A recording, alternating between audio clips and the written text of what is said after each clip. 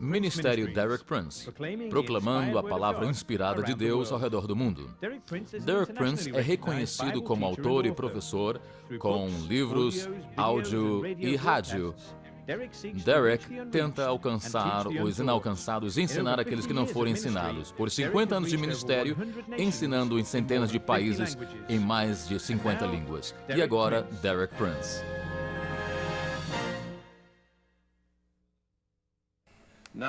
Vamos agora para a nossa terceira sessão, Pondo o Fundamento, e o título desta mensagem é Através do Arrependimento para a Fé.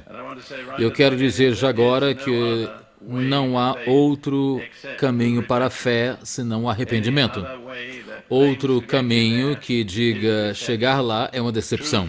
Verdadeira fé é impossível sem arrependimento.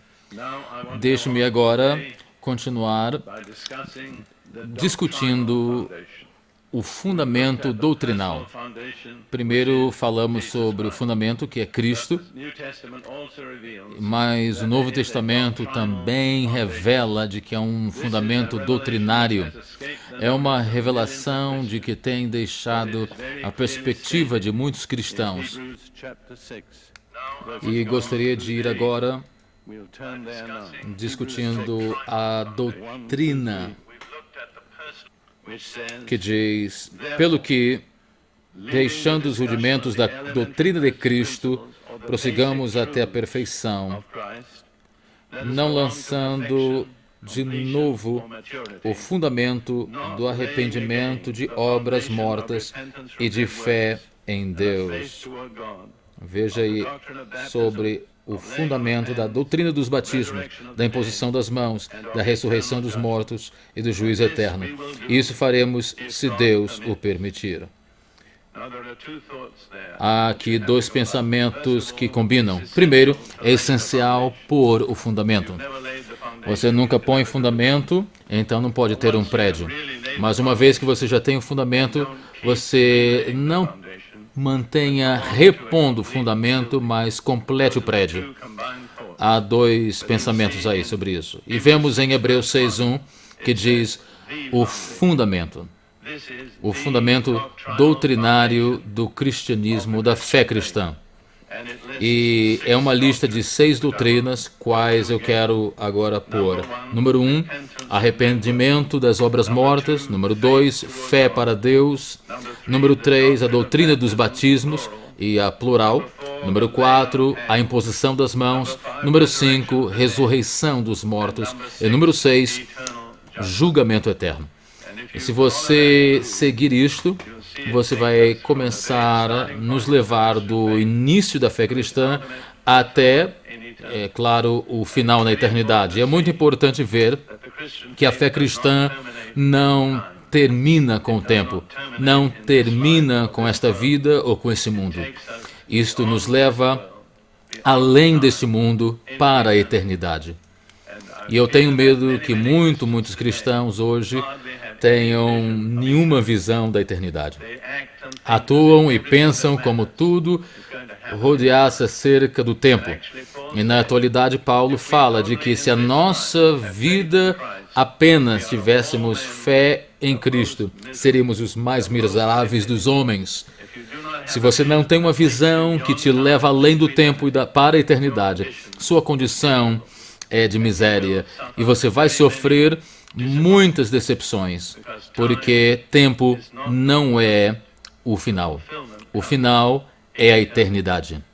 E nisto, essas 6 doutrinas nos levam do início, que é o arrependimento, até o final, que é a ressurreição e julgamento. Eu gostaria de começar a falar sobre a primeira doutrina fundamental, que é arrependimento das obras mortas. Mas gostaria de apontar uma coisa aqui primeiro. No verso 3, algo remarcável do capítulo 6, que o escritor diz, este faremos se Deus permitir. Nós iremos completar e vamos ser completos se Deus permitir. E você perguntará, por quê? Por que Deus não permitiria? Claro que Ele quer que nós prossigamos, mas eu vou te responder de um exemplo de construção. Em qualquer cidade grande de um país civilizado, para você fazer uma construção, tem de ter um plano, tem de ter um permisso, uma permissão das autoridades, eles têm de aprovar o teu plano e depois vão vir, ver e inspecionar passo a passo durante a construção. E a primeira coisa que eles vão inspecionar é a fundação. Porque eles sabem de que se a fundação não estiver segura, então o prédio não estará seguro. E se a tua fundação não é sólida, eles não te darão permissão de continuar o prédio. E Deus trata conosco da mesma maneira quando Ele diz: eu preciso inspecionar a tua fundação. E se não está de acordo com os meus preceitos, não vou te dar a permissão. Você pode ir continuando aí nesta fase elementar da fé cristã, sem amadurecer, sem completar, sem chegar ao plano final, porque não puseram fundação apropriadamente. Então, vês de que é absolutamente essencial nós sermos mestres nessas 6 doutrinas que são o fundamento da fé cristã. E nós iremos olhar primeiro aqui, que é o arrependimento das obras mortas. Antes de tudo, o que é obras mortas? Na tradução moderna, trabalho nos leva à morte, mas eu não creio que isso é correto. Qualquer obra morta é aquilo que não é feito em fé para com Deus. Qualquer coisa que não é feita em fé é uma obra morta. A única coisa que traz vida à nossa atividade é fé. Então você talvez foi um bom sentador de igreja, deu dinheiro pobre, fez orações, mas não fez com fé. Então foi tudo obras mortas. Precisamos de nos virar de tudo que é aquilo que não é feito com fé. Fé apenas dá vida para aquilo que nós cremos e aquilo que nós fazemos. Não significa necessariamente de que você pode viver uma vida de pecado, mas você talvez não estava em vida para com Deus, porque fé não entrou em teu coração e trouxe a vida de Deus. Agora, é muito importante entender o que é arrependimento. Arrependimento não é emoção. E eu vi muitas vezes pregadores tentando pegar a emoção do povo para uma atitude da fé em Cristo. E muitas vezes isso deixa as pessoas para baixo, porque as emoções se vão embora e as pessoas ficam sem nada. Ponha na mente, arrependimento definido na Bíblia não é uma emoção, é uma decisão. Não sai da emoção, mas revela-se da vontade.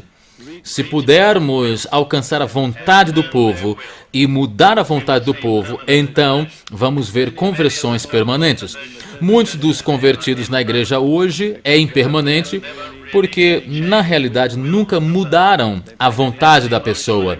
Tiveram uma experiência emocional, eles ficaram animados, talvez sentiram-se muito bem por semanas e até anos, mas no final não tiveram aquilo que é necessário para chegar no final, porque não foram tocados. Há 2 línguas na Bíblia, o grego no Novo Testamento e o hebraico no Antigo. E vamos ver de que nessas 2 línguas há uma palavra específica para arrependimento. Mas apenas estas 2 línguas juntas vamos entender o significado completo. No grego, a palavra secular é sempre traduzido mudar a mente, mudar a maneira que você pensa. Antes de tudo, então, arrependimento é mudar a mente acerca da maneira que você vive, acerca da maneira que você vive para si próprio, para fazer suas próprias coisas. Mas agora eu vou agradar a Jesus, meu Salvador. É uma decisão. Como eu disse antes, não é uma emoção. Você pode se arrepender sem nenhuma óbvia emoção, mas você não pode se arrepender sem fazer uma mudança de vontade. E então, no hebraico, e é muito típico do judeu, porque eles são bem práticos, eles querem saber como é que funciona isso. E no hebraico, a palavra para O arrependimento significa virar. Você estava olhando para um lado, errado, com as costas para Deus. Então você vira 180 graus para olhar para Deus e diz: Deus, aqui estou, diga-me o que eu tenho de fazer e eu vou fazer. Então você põe os dois juntos e você tem a imagem completa de arrependimento. Fé apenas vem pelo arrependimento. A palavra ou a mensagem completa da Bíblia está nesta ordem: arrependimento e crer. Muitas pessoas, e talvez alguns estão aqui, batalhando pela fé. E a verdade é, você não está batalhando por fé. Você nunca teve a condição de arrependimento. Você vê, é a primeira base da doutrina fundamental. E se você não tiver esse fundamento, você vai ter um prédio que vai estar movendo. E eu tenho aconselhado centenas de pessoas, centenas de cristãos com problemas pessoais. E depois de muita experiência, eu vim a uma conclusão. Ao menos 50% dos problemas daqueles que professam ser cristãos de verdade, na verdade nunca verdadeiramente se arrependeram. Eles nunca mudaram realmente sua mente. Eles nunca fizeram realmente uma decisão. Eles nunca renderam-se ao senhorio de Jesus nas suas vidas. Eles estão ainda pensando da sua perspectiva. Agora, se eu fizer isso, então o que é que ele vai fazer por mim? Se eu fizer aquilo, o que é que ele vai fazer por mim? Mas quando você se arrepende, não é como você pensa. Você pensa: se eu fizer isso, vai glorificar Jesus. Se eu fizer aquilo, vai glorificar Jesus. Então temos multidões de pessoas que estão pensando apenas, principalmente os jovens, mas não apenas jovens, mas que têm duplamente. A Bíblia diz sobre uma pessoa com uma mente dupla é instável. Ou seja, não tem uma fundação sólida, não pode produzir um prédio estável. Então eu te convido agora, nesse momento onde você estiver, quietamente, para refletir e perguntar-se: eu realmente já me arrependi? Ou será de que ainda tenho duas mentes? Segunda é para agradar Jesus, na terça é para agradar a mim próprio. Você vê, amigo, você tem o pior dos dois mundos aí. É melhor viver apenas um. Porque na realidade você tem uma mente dividida no meio. E agora temos de ir à natureza do arrependimento. Há uma parábola que Jesus falou que é mais viva e mais perfeitamente ilustrada sobre arrependimento. É a parábola do filho pródigo. Alguém disse de que deveria ser chamado a parábola do pai que se importa. Você lembra-se, em Lucas 15, a maior parte de vocês conhecem. O segundo filho de uma família rica decidiu pegar a sua herança do seu pai agora e sair para um país distante e viver a sua vida. E fez todos os tipos de pecados. E depois, quando gastou toda a sua herança, a fome veio e o único trabalho de que ele encontrou era alimentando porcos. Você tem que lembrar, ele era judeu, então para ele alimentar porco era uma coisa muito baixa. Sem nenhum preconceito aqui para os fazendeiros de porcos aqui. Não estou falando nada contra os porcos, é apenas uma questão sobre o povo judeu e os porcos. Então aqui temos um maltrapilho alimentando porcos, faminto, desejando encher o seu estômago com aquelas bolotas dos porcos. Isso é o que acontece em Lucas, no verso 17 de Lucas 15. Quando ele viu isso, isso é o que você tem que entender. Você tem de entender. É o que eu chamo momento da verdade. Você tem de cair em si. Você tem de ver-se como Deus te vê. E caindo em si,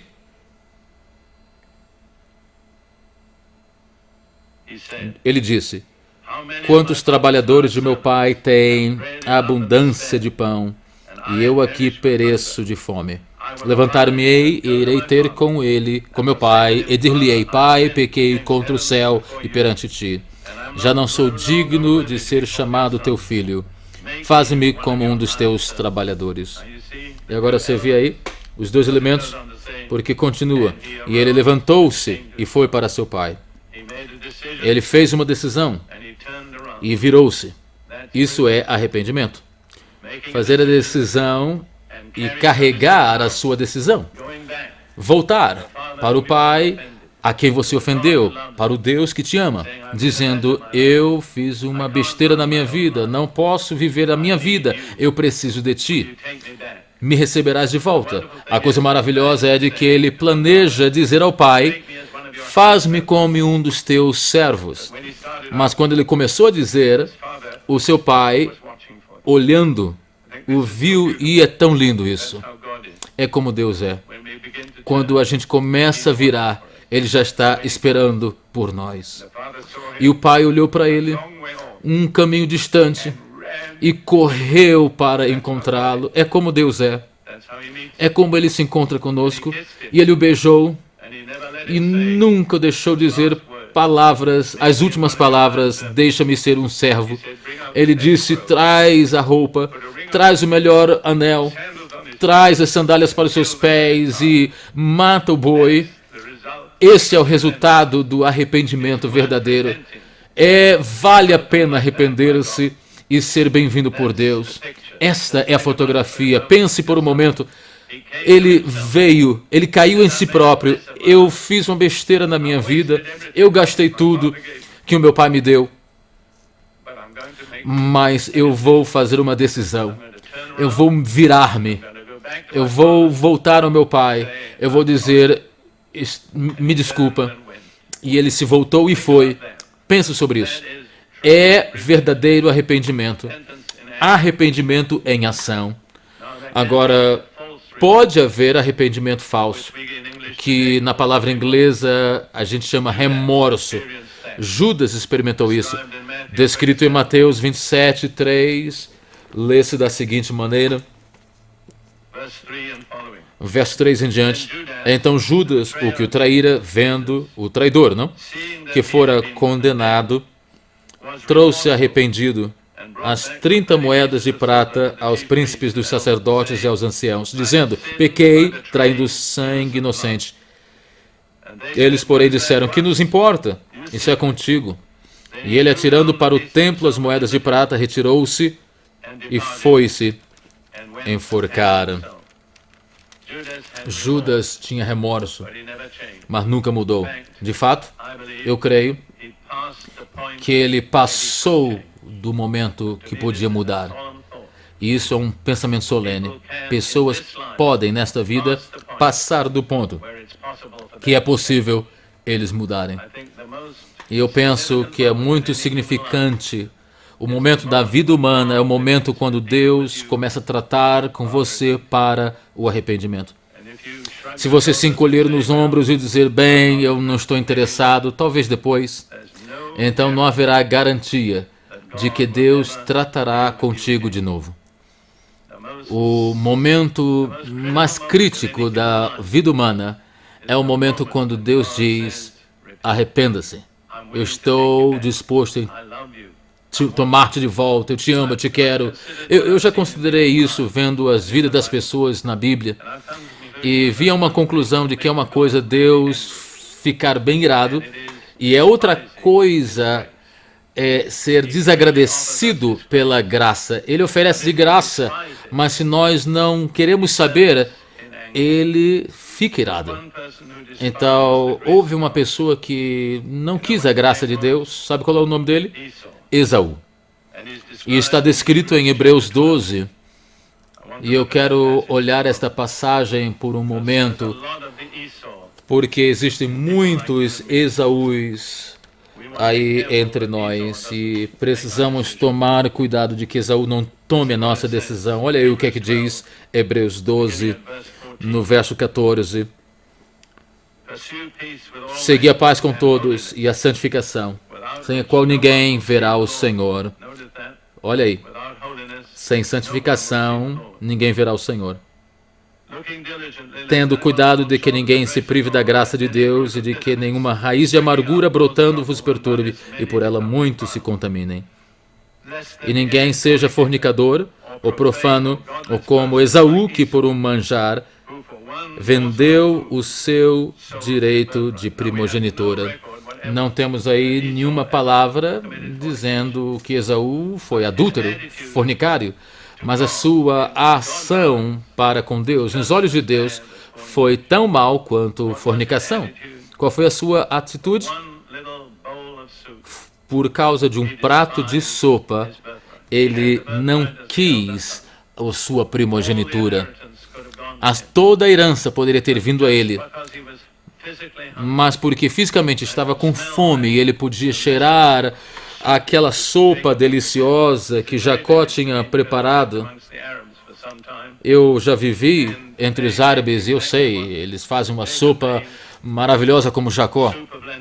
É sopa de lentilha, que significa Shurabet Hades, e é o aroma mais delicioso que permeia a casa. E eu posso ter a fotografia de Esaú vindo da sua caça, cansado, com fome, e ele cheirou aquele aroma maravilhoso. E Jacó diz, olha, como ele era, né? Escuta, dá-me a tua primogenitura que eu te dou o pote. E eu quero crer de que Esaú pensou, bem, é apenas uma primogenitura e eu estou com fome. Eu vou pegar o que eu tenho aqui e oferecer para ele. E ele foi profano na sua primogenitura. E aquilo fez Deus muito, extremamente irado. E logo depois o profeta Malaquias disse, Jacó eu tenho amado, Esaú eu tenho mirado contra ele. Quão solene é esse pensamento. Se você deliberadamente profanar a graça de Deus e a herança que Ele te oferece em Jesus Cristo, e você virar-se para um prazer momentâneo desse mundo, Deus ficará muito irado.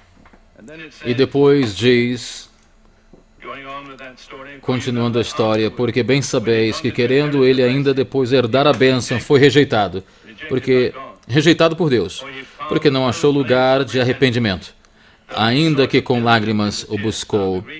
E o grego faz claro, ele não estava procurando o lugar do arrependimento, ele estava buscando a bênção. Ele foi rejeitado porque não encontrou lugar, nenhum lugar para arrepender. E eu creio de que nesta vida a pessoa pode passar do lugar de arrependimento e nunca voltar a ele. E eu quero te desafiar, isso é muito, muito importante. Muito pouco é falado hoje em congregações e muitas denominações acerca da necessidade do arrependimento. E sem verdadeiro arrependimento não pode haver verdadeira fé. Você vai ter sempre uma experiência para cima e para baixo, um dia e outro, porque você não pôs o primeiro fundamento, que é arrependimento. A decisão da mente de virar-se, de fazer o que você quer e olhar para Deus e dizer a Ele, eis-me aqui, diga-me o que eu tenho de fazer e eu farei. Isso é arrependimento. Há alguns de vocês aqui hoje que talvez nunca verdadeiramente se arrependeram, e eu quero sugerir para você, é a fonte dos teus problemas. O teu para cima e para baixo, sentir-se bem hoje, ter um culto maravilhoso e é maravilhoso, ou no outro dia de manhã alguma coisa acontece e você está para baixo. Você nunca pôs realmente a primeira pedra de fundamento. Tudo que você tem é um edifício móvel que qualquer dia pode cair. E agora eu quero enfatizar que para arrepender tem de ir antes da fé. Não há verdadeira fé sem arrependimento. Isso está enfaticamente em todo o Novo Testamento. Em Mateus 3, lemos sobre o ministério de João Batista, que foi enviado para preparar o caminho do Messias, Jesus. E qual era a sua mensagem? Em uma palavra, arrepende. Em outra palavra, arrepender era essencial antes do Messias vir. Arrependimento preparava o caminho do Messias, até de que o povo de Deus, Israel, pudesse estar nessa experiência de arrependimento. Eles não podiam estar prontos para encontrar o Messias. Em Mateus 3, verso 1 ao verso 3, diz o seguinte: E naqueles dias apareceu João Batista pregando no deserto da Judéia e dizendo: Arrependei-vos, porque é chegado o reino dos céus. Porque esse é o anunciado pelo profeta Isaías e disse: Voz do que clama no deserto, preparai o caminho do Senhor, endireitai as suas veredas. E esse João preparou como? Chamando o povo ao arrependimento. E arrependimento é a única maneira que nós podemos preparar para que o Senhor venha ao nosso coração. E depois, quando João tinha terminado, Jesus, ele próprio, cumprindo as palavras proféticas de João, veio continuar o ministério do Evangelho. E diz em Marcos 1, 14 e 15: E depois que João foi entregue à prisão, veio Jesus para a Galileia, pregando o Evangelho do reino de Deus, dizendo: O tempo está cumprido, e o reino de Deus está próximo. Arrependei-vos e crede no Evangelho. Arrepender e crer. Você não pode crer realmente sem ter primeiro arrependido. A primeira palavra de comando que saiu dos lábios de Jesus não foi crer, foi arrepender.